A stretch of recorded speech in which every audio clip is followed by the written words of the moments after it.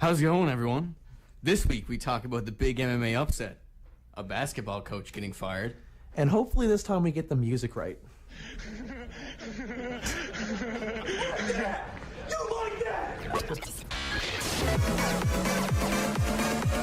You're listening to the Clubhouse at CHMR.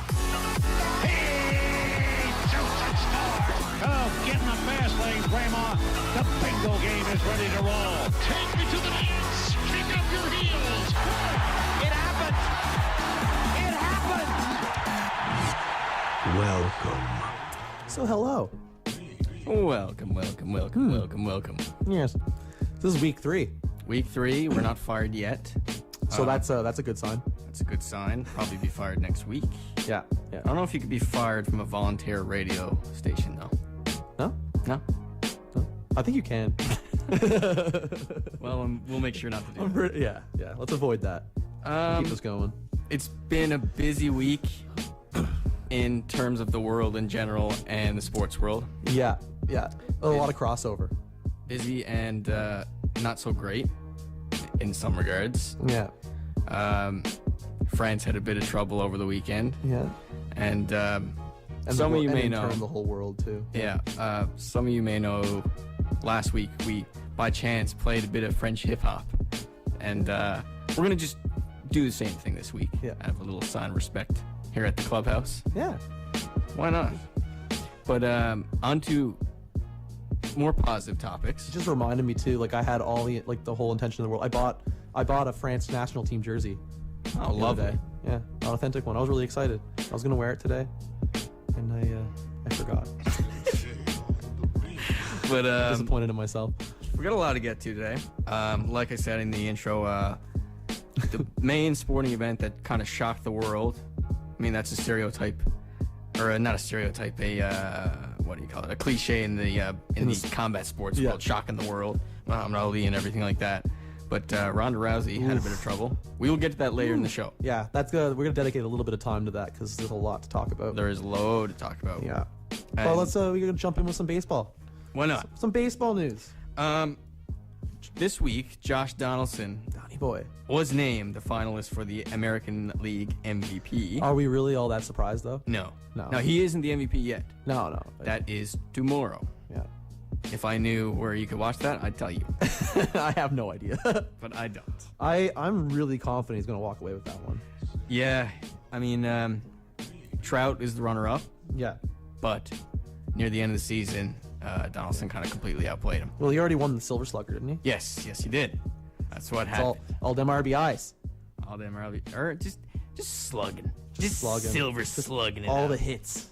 Ontario's own Joey Votto named finalist for the National League MVP. Yeah. And like I said, that's November 19th. You can see all that stuff tomorrow. Look at all the... Turn on TSN, turn on Sportsnet or someone. Look at all the Canadian representation in these awards. That's kind of cool, eh? I like it. I mean, how many Canadians are in the MLB? Top player on a Canadian team, and then a top Canadian player is up for the top awards. Big news for Blue Jays fans this week. It was this week, I'm pretty sure. Yeah, I'm getting my meeks. Your meeks. My meeks are wished up. It doesn't even make any sense at all. I don't know where I was going with that. Big news with Blue Jays fans this week. Marco Estrada, his contract Big deal. was signed. He was saying that he probably could have got more. This is what I like the most about this deal. He probably could have got more term elsewhere. Yeah. Which he probably could have. Yes. But he said he wanted to stay in Toronto, which is really nice to hear. Yeah, and I mean, judging by his stats, with a 3.13 ERA. Yeah. And a 1.04 whip. Whip. He is he's definitely worth more, but 2 years. I mean, what's a max in a baseball? Oh, I have no idea. We don't know. A max contract. Yeah. Because their financial system is a lot different. It's not like a salary cap setup. The infrastructure of baseball. Yeah, it's a lot different. But that's a huge groundwork deal for the Blue Jays in the offseason. $26 million, 2 years. Now they know they have to work on the rotation. That's it. That's the main pressing matter if they want to be back into the playoffs next year and get to or build on the season they had. Yeah, and It starts with Estrada, but that's not it. fortunately, old Davey Price is showing he's getting a bit wooed by the Cubs, I think. It's not good. It's not good, but not good. we have Estrada, we have Stroman. I shouldn't say we. I'm assuming all you out there are baseball or Blue Jays fans. I shouldn't say that. But but by default, Canadian radio station, we're kind of That's true. we're kind of pulling for our boys now. Yeah. Wait until the Expos come back, then we'll get all. There you go. Then there'll be a divide. Yeah. But until then, it's the same with the Raptors, though. Yeah. It's the team. They built on that, though. They used that as a marketing tactic. The We the North It thing. worked out really well for them. Yeah, we discussed that last week a little bit. Yeah. One last baseball issue before we go to break. This was today. Yeah. So this is just hot news, hot ready. Woo. David Ortiz announced his retirement in 2016. Oh, Yeah. So that's news to me. obvious first ballot Hall of Famer, Oh, without a doubt. it's not going to take any time. And he's a cool dude. Mm-hmm. I like that guy. Mm. But with that, we're going to lead you into break. Yeah. But seriously, is primarily concerned with entertainment. You're listening to the Clubhouse. Woo. Hello, hello, hello. I had to. I'm dressed for January right now. The studio just got really It cold. got really cold all of a sudden. I don't know why. But if you're at home, we're the probably all- perfect show to listen to just snuggle up on the couch with a nice cocoa. Oh, I was gonna say tea. Who drinks cocoa? What is cocoa? What even? My uncle's dog's name's Coco. That's the only parallel I That's can not draw what right you're drinking now. on the couch. No. We're going to talk about Ronda Rousey right now. Yeah, we're jumping And into that. I have a little clip from a press conference that Yeah. I'm going to play before we start all the conversation up. Yeah. Give it a go. She's a sweet girl, and she's the kind of person like after I beat her and she makes a lot of money, I'm like, good for her. You buy yourself an Albuquerque house with that, With like the last chick, I'm just like, she was a big old. I kicked her. She made a lot of money, and I'm like, oh well, whatever, like have fun with that. And but with Holly, I'll genuinely be happy for her, and hope that she has, she accepts her loss in a healthy way and enjoys all the benefits that she got from this fight. And probably, I think that she'll really enjoy her life a lot more, not, the life of a champion, I think, isn't for everybody. And I think that the life of a contender it's a lot nicer in a lot of ways. And I think that a lot of these girls don't realize until they're the contender and they get all that extra pressure put on that they don't really want that life. And I think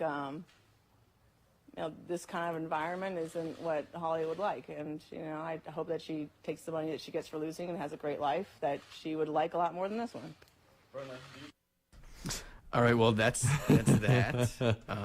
Little does she know. It's funny. I mean, like, it's not like it's like before the fight happened. It's not like anyone would have listened to that and said she's out of her mind. Obviously. Oh no, She was at a point in her career where she was winning everything. It was a Mike Tyson sort of aura, strictly because she never went into a fight as the underdog. No, Never. The betting odds were never against her, not once in her career. I don't think so. Maybe in Strikeforce, but maybe not at in the UFC. very beginning. Not in UFC. And But there's a degree of cockiness, I guess, that comes with a lot of athletes when in combat sports. yeah, mm-hmm. And she definitely had no shortage going into that fight. No, And maybe that got under her skin a bit more because you could tell, like the build up to the fight, it didn't bother Holm that much. Like she was very composed, ready. It was like she was ready for anything. She had a great game plan going into it, and she boxed her a little bit. For those who don't know, the fight ended in the second round 59 seconds into the second round. Yeah. Which is, it's pretty lengthy for a Rousey fight. Usually her fights are in the first round, obviously, and it's her who wins. When she was fighting Korea, Yeah. it was. I think it only went in. Yeah, it was 20 seconds or something. 30 seconds, I think that one was, and the one prior to that was 14. Did not It's last long. like I said, it's very Mike Tyson-ish. Yeah. Because you can't bet against someone who, like, deals with their opponent that quick. For Rousey's sake, she's got to take the time to regroup and think of a different game plan, because you see this a lot. I find you see this a lot in MMA specifically. Yeah. It's like a fighter will show up and be very dominant until the book's open on him. Yeah. And it's a new sport, right? Exactly. Other fighters know how to fight them. It was like Lesnar when he first came into UFC. He's a big, fast guy. And it's very. I draw the parallel because it's very similar to Ronda Rousey in the sense that he tries to end fights right away. Yeah. Oh yeah. He used to get into the ring and just try to take them down, and it's ground and pound right away and win the fight as soon as possible. And that's obviously a key difference there, because I would say Rousey's a bit more technical with regards to judo and all her judo background and all that stuff. Aggressive. But then again, Lesnar was a collegiate wrestler, so he wasn't worried about that. But that was the game plan, was to get them on the ground. Yeah. Because at that point he had distinct advantage. And same with Rousey, I think. I think it was the same with Rousey. Her whole thing is the intimidation factor of it, right? One of her idols is Mike Tyson. Mm-hmm.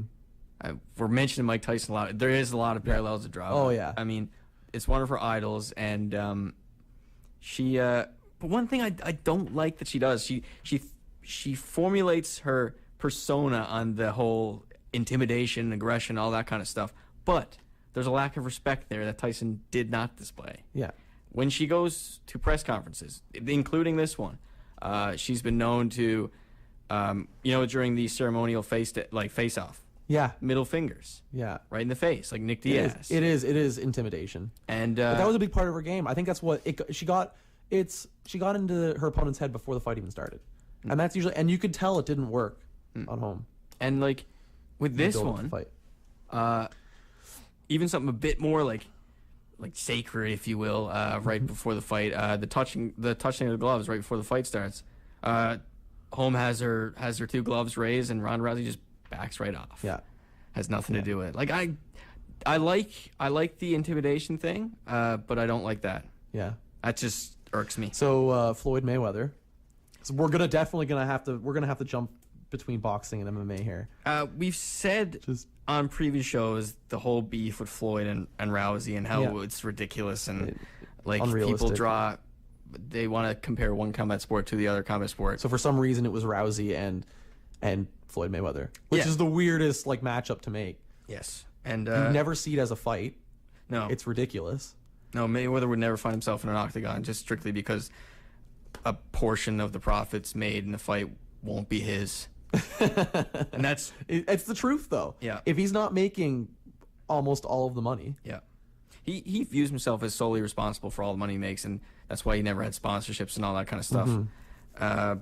But he said after this week, there was a lot of tension between them prior to this fight. Yeah. And like Rousey said on, I believe it was some ESPN thing that she'd ragdoll. No, Dana White said that. Yeah. She'd ragdoll Mayweather. And Mayweather responded this week with saying, "You win some, you lose some." Yeah. And that's except unless you're Floyd Mayweather. Yes, that's right. You win all and never lose. I mean, that's pretty classy coming from Floyd. You don't hear classy things I was gonna say Floyd that to you. very often. I was going to mention that because he also offered to help Rousey with her boxing. But do you have a fight for it? You know what? You know what I think of that? What? 701, shots fired. I don't look at that as a classy offer of actual help. No. Knowing Floyd for how much I've followed the sport of boxing and knowing his character and his personality, that was a shot. That's a dig. That was a dig. That was definitely a dig afterwards. And you know what makes it even more beautiful? Now this is coming from a biased boxing fan. Yeah. I like MMA too, but Rousey was very ignorant towards the whole, and a lot of MMA practitioners are critical of boxing as sort of an isolated part of combat, and if you just have that, that's all you have. But Holmes' background wasn't the case in boxing, and that's how she won the fight. I'll tell you exactly. There's one word. It's footwork. Yeah, that did it. That's what did it. She was able to keep Ronda Rousey at bay that whole fight. Ronda couldn't do anything. Just circle away from that power hand. That's classic boxing. She had good takedown defense too. Yeah, which was it was a good fight to watch. I mean, shocking from the get go. She's she's an Olympic champion boxer, isn't she? I'm not sure, but I know she's I don't know the undefeated. exact. Yeah, I don't know, but she was. In MMA, sorry. But she's also a world champion boxer. Yeah. I know that too. Yeah. So her boxing is very strong. It suddenly got very warm in the studio. Yeah, I was gonna say that. Now I want to take my jacket off. Got a parka on. Holly Holm's record: 33-2-3 in boxing, Yeah. 2-1 in kickboxing, short stint. Yeah. And MMA 10-0. 10-0. Josh, Yeah. I'll let you answer the question first. Now I'm nervous. What are you gonna ask? Is this good or bad for MMA? Oh, the Rousey loss. Oh, that's great. Yeah, it's great for the sport. It's never. I'm not the kind of person to believe that one dominant fighter in a combat sport is a good thing ever. No. I don't think it ever is. The times like when boxing was at its peak was the times where you had fighters like, well, now it was different division. You don't see very dominant heavyweights anymore. Well, you do see the Klitschko's. Dominant heavyweight, Yeah. which is exactly your point. Yeah, exactly. You see one, and that's the thing. I find, like you haven't seen we haven't seen that in such a long time. Like the whole George Foreman and Muhammad Ali and Frazier, right? And all three of them beating each other. If none of you know those names, look them up. Yeah, you really have to, because it's whether you're watching fights or interviews. You don't see that anymore, and I think that grew the sport, because I think that was boxing's peak right there. Was that 70s and 80s, yeah. 70s and 80s, and after that for a little while, but that was it was probably one of the biggest sports. Yeah. At that time. And you see it less so now, but that's because you have such dominant fighters. You have one dominant fighter per division. They own the title for such a long period of time. And it's not good for the sport. It's not good when you have John Jones hold the title forever. But now he's out of the sport. Now he's back now. He's back now. We talked about that last week. Diaz is gone. Yeah. Stop smoking marijuana. I'm Nick Diaz. It's not good for you. Not good for your brain cells. But John Jones can be caught with cocaine and and get back after a couple months. But we won't get too much into that. We already talked about that last week. Yeah. So do you want to jump over to say some football? Or do you have a couple other things on boxing first? Okay. Well, I mean, we kind of talked about it already. Cotto Canelo was this week. Huge fight. For those who do not know these guys. Now that's a good boxing fight. Yes. You look at that. If you follow the sport at all, that's a good fight. That's a good matchup. Mm-hmm. That's quality offense versus offense. Yeah. Both just widely It's just going to be a lot better to general. watch. It won't be anything like that Pacquiao Mayweather. No, I think it's on pay-per-view, HBO. Mm-hmm. Go pick it up or stream it. Football. Yeah, the Packers lost to the Lions. Yeah. The Lions, they're having a tough time. Talk to us about that. They're on a slide right now. Now, this is a team that's dealing with a lot of injuries, but if I believe correctly, I'm not sure if the Panthers are still undefeated. I think they are. But Brady, I will check. How crazy that would be if the one undefeated team in the NFL is the Panthers. Because, Brady and the Pats almost lost last week. They are still undefeated. They were by a couple of points, by a field goal. They won by a field goal. Yeah. Man. And I think those were your last two undefeated teams. Oh yeah, the Bengals lost. Yeah. Bengals lost. So you're down to the Panthers and the Pats. Your two undefeated teams left. And Green Bay is just having a hard time. I'm not sure. I know right now that Aaron Rodgers is limited in practice. And if they lose Aaron Rodgers, then the season's over for the Green Bay Packers. Yeah. Absolutely. Bit of a funny story, I guess you could call it. I don't know if you heard anything about, speaking of the Panthers, Cam Newton's end zone dance. No, I didn't see it. Oh my! I will. Do you have anything to say about I will put that. Listen, you are listening to the Clubhouse on CHMR. You can follow us at Clubhouse CHMR. I will post a video of Cam Newton dancing after the show. Stay tuned. It's fantastic, and it's what makes it even better. I can't remember what team it was against now, but the Titans, I think, and they came over to him after he was done. Or not really done, but they came over to him and like, "What are you doing, man? You're celebrating too hard," and he just kept doing it. And he kept dancing. Now, see, the thing about this, one thing that irks me, you got the NFL or some like executives in the NFL and management and stuff like that who are in uproar about this. You can't dance on the It's field. the traditionalists, But it's the sport traditionalists. It's the same. You got the Don Cherries in hockey. Yeah. The same way, right? It's the same in soccer too, and they implemented rules to, like, I know it was a big thing before players scoring a goal and ripping their shirt off and running around, right? You're not allowed to do that anymore. You can't do that. It's I don't know. It adds, like, it's the Joey Batista bat flip. Absolutely. Like, it's the same thing, and they're always going to be in an uproar about that. But that's going to change over time. People love it. People love the celebrations, especially when you're a fan. To see it hypes. It really does. It's dumb because, I mean, there's a lot more important stuff that the NFL should be looking at. We talked about it last week. Oh, yeah. But again, I mean, like, it seems like we're diving into the controversy this episode. Oh, there's a lot of it in the world, though, right now. We can segue into other football. We gotta just cheer up and drink the cocoa. Drink the cocoa. The cocoa. Drink the cocoa. Speaking of the controversy, like the Stade de France, the explosion that went off outside the Stade de France, and it's following sporting events too around the world. Like, even the after the weekend, there was the Germany-Netherlands game was canceled due to a bomb threat. That's right. Yeah. Right. So, like, I don't even know where I was going with it. It's just a shame. It's a shame. It's a shame. As we take a deep breath here on the Clubhouse. We're going to take a quick break, and we will be back to talk some. But before that, we got some tunes for you. Yeah? Enjoy the Frenchness. Are the most exciting sequences of plays. You're listening to the Clubhouse. We're back. I forgot to mention something, and I feel bad. What'd you? Yeah. You know what I forgot to mention? What? Welcome back, Katie. Hello, friends. Such a celebration. We had to make do without Katie last week. We did. It was tough times. Yeah. It went okay. Yeah. You're a valuable member to this team. I'm just here so you guys can concentrate on the sports, because I can contribute nothing to that.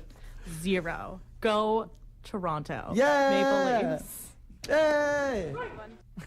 That's all I have to say with that. Oh, great. So we're going to jump into some hockey talk then? Yeah, sure. Yes. Take us into talking about those Leafs. They're on. They've won 4 of the last 5 games. Everybody that's expecting the.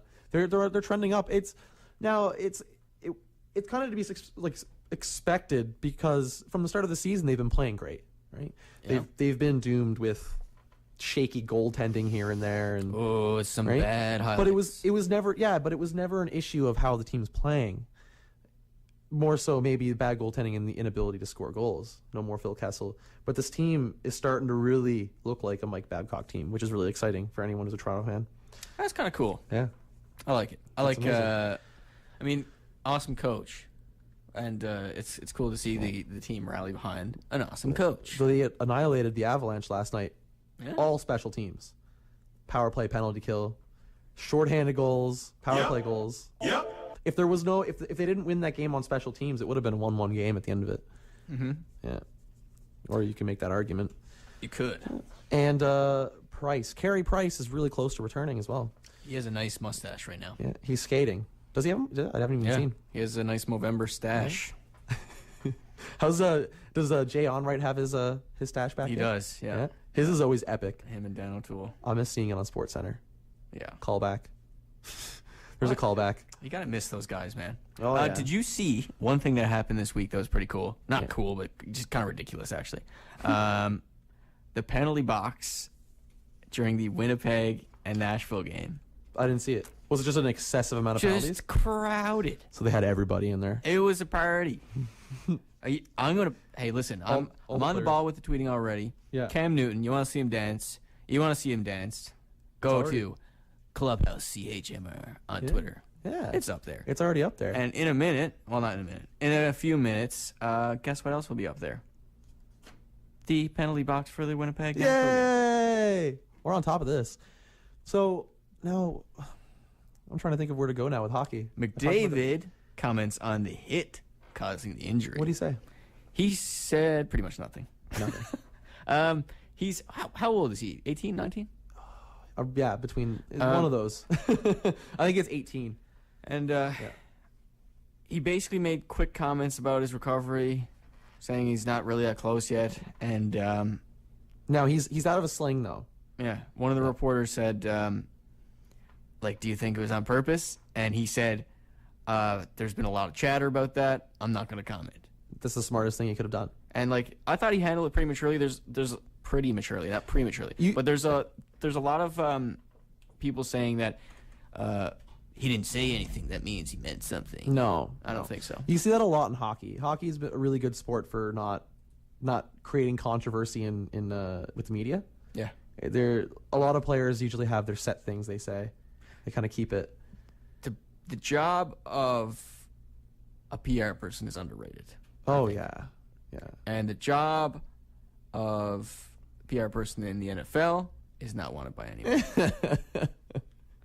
Not one. Because you see a lot more of that controversy in sports like the NFL in those kind of leagues. Quick thing about the NFL that I forgot to mention: we have this tradition now at the clubhouse to drop the Kirk Cousins line. Where is it? Where is it? You like that? You like that? And this weekend, I don't know if it wasn't the weekend. Of course it was. It's football. Anyways, his teammates, Chris Baker, did a little impression of him. And it was pretty good. And it was that. You like that? You like that? I like that. You gotta like that, right? And he's at the end. Yeah, I like that. It's just so aggressive. I know. It's hilarious. It's so aggressive. The best thing is it's not even a question. Yeah. Like we said it's before. a statement. It's a statement. He's telling him what he likes. And he butted right into the interview and did that. And that's something he's gonna have to live with. Got so many sound bites. You like that. It's awesome though. You like that. I love it. You love it. Actually, too, Travis Hamonic from the Islanders requested a trade. This is kind of newer news. This only came in about an hour ago. Fresh. Yeah, but he actually requested. You don't see that a lot in hockey either. You don't see a lot of requested trades, and usually it's frowned upon. Like players, you get players like Eric Lindros or Hossa. I don't know. I can't remember if Hossa actually requested a trade or not. But there was a lot. Danny Heatley did, and Joe Thornton. But it doesn't happen that often. These are players like Joe Thornton was traded years and years and years ago. Requested his trade. So you don't see it that often. So it makes you really curious, like what that locker room's like now. Is there an issue? I was gonna say, like when you and yourself actually proposing to get traded to another team, you can't be comfortable there. There's no way. Oh, no. And you have to be willing to take the risk of going into the locker room every day after that and being like, this is going to be extremely awkward. The thing too is Hammond. I think he signed at his own free will as a free agent with the Islanders. So that also just makes it a bit more curious. Thinking about it, you're like, well, what's wrong? There's got to be something wrong. It's dangerous times. You don't just make now like let's say it happened with Chris Pronger after the cup run that Edmonton had back in 05, 06? Back in the day. Yeah, when they lost at the Hurricanes. But after that, with him, it came out that his family wasn't happy in Edmonton. Right. So it's like old Tulowitzki. Yeah. Not happy in Toronto. You're here for a year. Not even a year. Yeah. Just buy a house. Get comfy. Buy a house. Yeah. You'll like it. Just spend more than a day here. Yeah. Or next season, go like full MVP mode or something, and then. Or actually hit. Yeah, exactly. Go full MVP mode, and then let the Jays trade you for something. We're so negative. He's got a decent amount of term too on his contract, doesn't he? He's under a 4-year deal. I think it's 4 years. So too low. You're gonna be here for a little while. Yeah. I mean, like, don't say that stuff. Like, no. That causes issues too. That causes tension within the team. In the clubhouse. Yeah, in the clubhouse. You are listening to... There's no tension in this clubhouse. You're listening to the Clubhouse in CHMR. You can always follow us on Twitter at Clubhouse CHMR. I think we're actually going to throw the Twitter handle out there like 20 times for today. sure. Until we get an actual follow. Yeah, we need one. Please. If you're out... Hey, listen. Somebody. The next person that follows this account will get a shout out live.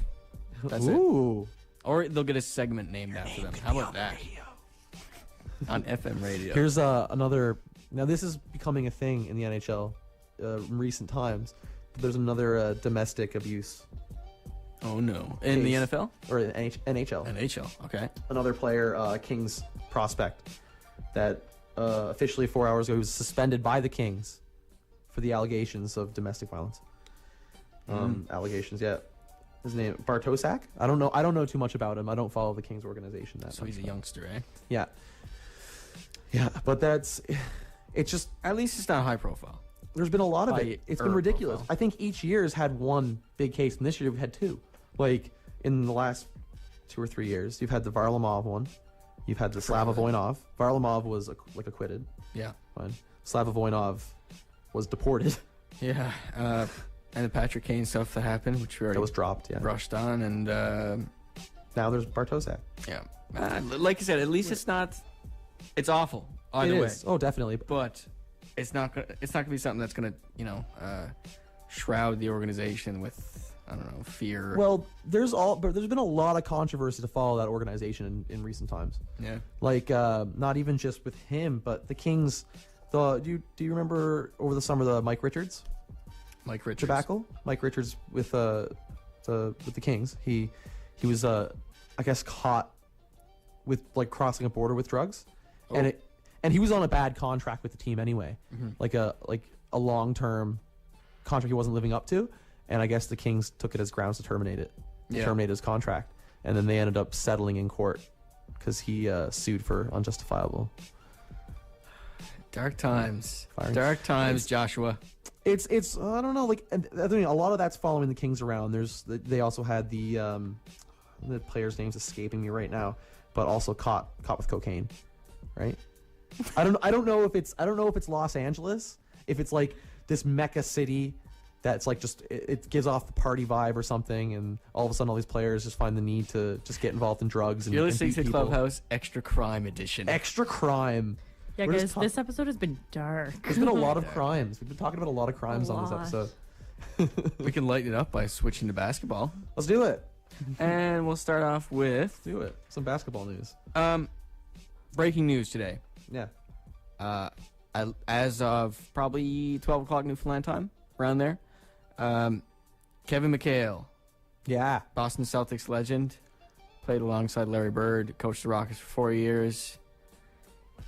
You know what the organization said to him today? What? They said, What did they? That's a big one too. They've been off to a rocky start though this season. a rockety start. A rockety start. Oh, look at the pun, man. The fun, You're man. so punny. Oh, no. Yeah, it's not a good time for the Rockets right now. No. Listen, I'm going to read you a quote when Kevin Mchale was not fired a week ago. When he still had a job. We're going to have to do training camp now because we didn't get it done in the off season. It's going to be a long, painful month. James has got it going, but it's a matter of getting the team going. I got to get some things going as well. It's too late, Kevin. It's too late now. It kind of sucks because I like him. Yeah. So is there any word on like who a replacement might be? There is, and I feel like an awful show host because it's out there, and I don't have it. Hey, listen. Guess what? Guess what, ladies and gentlemen of the Clubhouse? We have a follower on Twitter. Oh, there it is. Did they get the shout out right away? Chrissy Holmes. Thank you very much for following us on Twitter and tuning into the Clubhouse. So yeah, keeping true with our promise, you get the shout out. Absolutely, and maybe even a show segment. The Chrissy Holmes. We're embarrassing her. I'm sorry. Back to the Rockets. At one point in the Rockets-Celtics game this week, the Celtics were on a 25-2 run against the Rockets. Mm-hmm. That's not good. No. That's not good with a team that knows how to generate offense. And if it's a team that was, especially Or like the Rockets, that should were know. expected to be a favorite. Yes. Right? Going into the season, you're expected to be a favorite. You start the season, was it 4 straight losses? Yep. First 3 were by 20 or more points. Mm-hmm. 25 or more points. That's right. It looks really bad on them.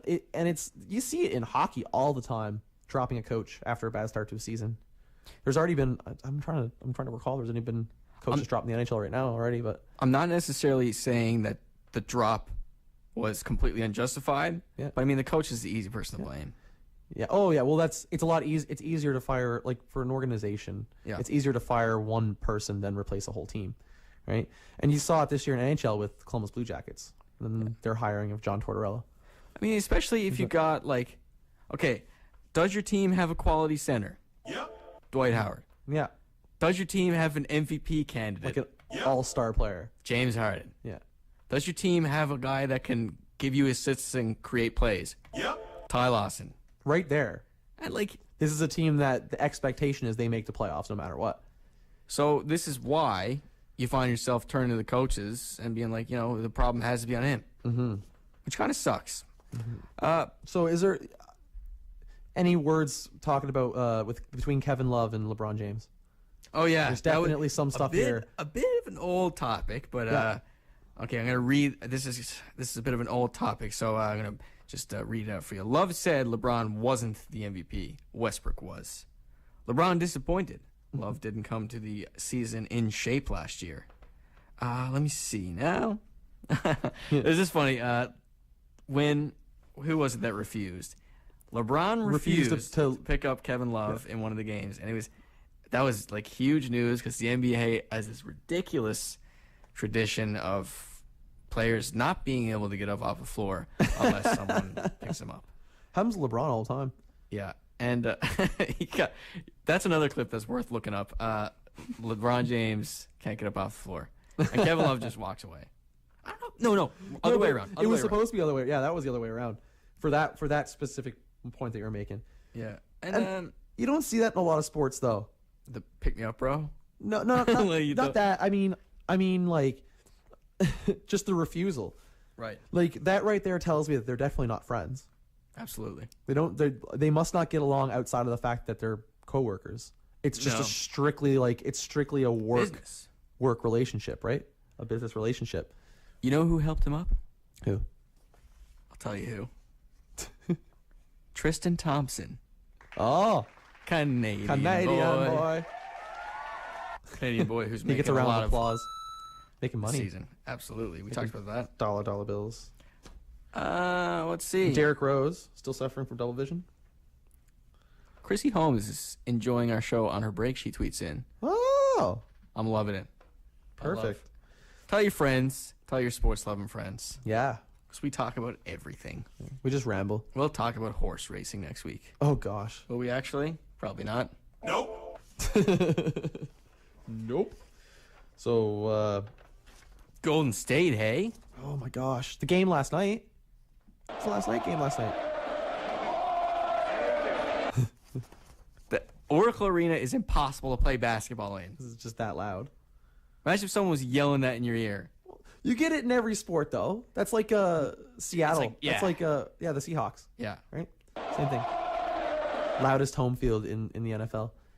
It's cool. I love it. But, like, My personal favorite is the MTS Center in Winnipeg. yeah. Oh, yes. Winnipeg just when they made Last the year's playoffs. Fantastic stuff. I cannot wait for the day that Toronto makes the playoffs again. You might have to be waiting a little bit. a couple years. I'm not hating. I'm being real. And you know that. Oh yeah, I'm gonna be a typical normal overreacting Toronto fan. Read you a That bit of I- that numbers I here am. now. A few numbers. Oh yeah. Curry's percentages. 60% that's 60% field goal percentage. 50% 3-point percentage. 90% from the line.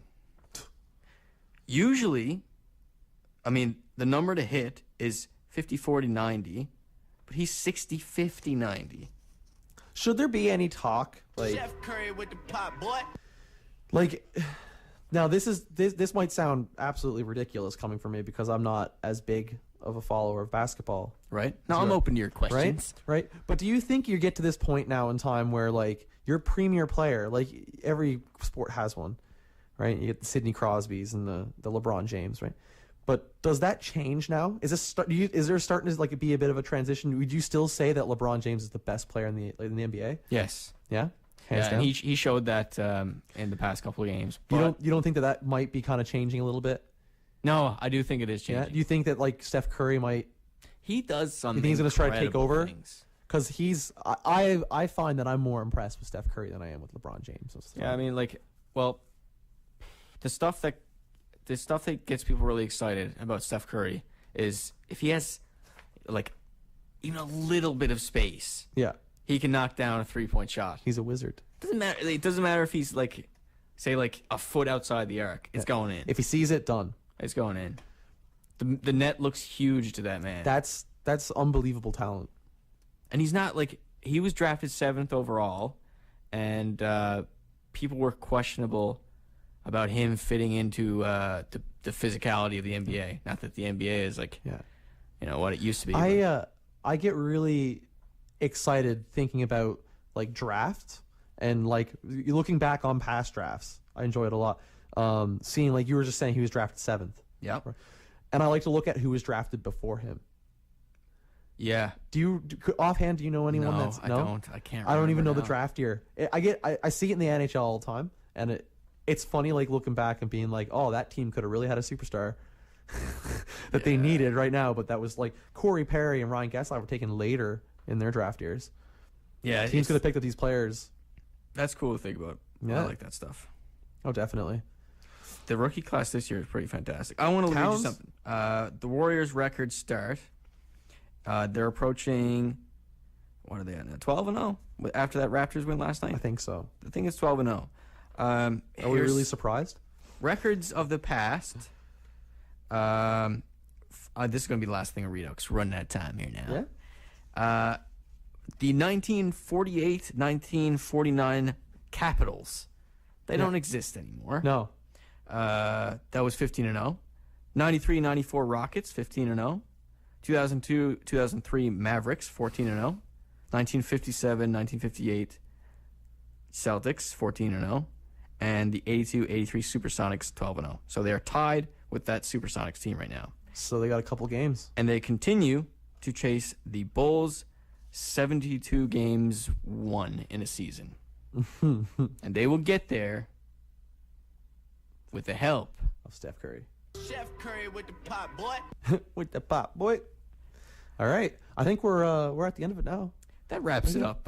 We got to hand it over. We got to hand it over to the commercials. But not before a couple of songs. Yeah, we got some tunes to play for you right now. Big thanks to Chrissy Holmes for giving us that follow, eh? Yeah. That was good stuff. Yeah. But number one. It's been a good time. Yeah. We will be here the same time next week. Make sure to tune in. Make sure to follow Clubhouse CHMR. Yeah. And thanks for tuning in. Yeah. Listen to 93.5 CHMR.